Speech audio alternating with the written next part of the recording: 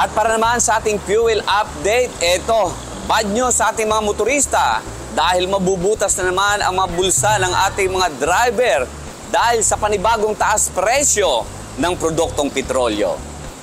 Dagdag presyo na naman sa produktong petrolyo, nagdagdag ng 1 peso and 20 centavos sa kada litro ng diesel at piso naman sa gasolina at sa kerosene. Sa ngayon, ang presyo ng diesel dito sa Caltex Bitas, ang kanilang diesel ay nasa 55.45, ang kanilang gasolina ay nasa 61.85 hanggang 62.85 bawat litro. Dito naman sa Sikyo, Bitas pa rin, ang kanilang diesel medyo mababa ng konti, nasa 49.60, ang kanila namang gasolina ay nasa 58 hanggang 59 peso bawat litro.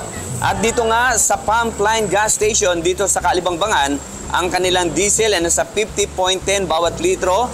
Ang kanila namang gasolina ay nasa 57.80 hanggang 58.20 bawat litro.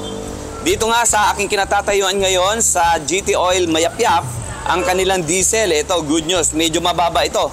Nasa 48.70 hanggang 49.45 bawat litro. Ang kanilang gasolina ay nasa 56.50 hanggang 57 bawat litro.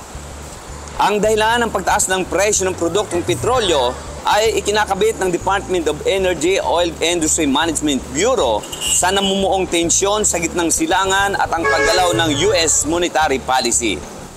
Kung nakarang linggo ay nagbawas na malaking presyo ng produktong petrolyo, pero ngayong linggo na to, bawi presyo na naman sila. Kasama si Angelmar Bumanlag, Smile Supetran III, para sa Balitang Unang Sigaw.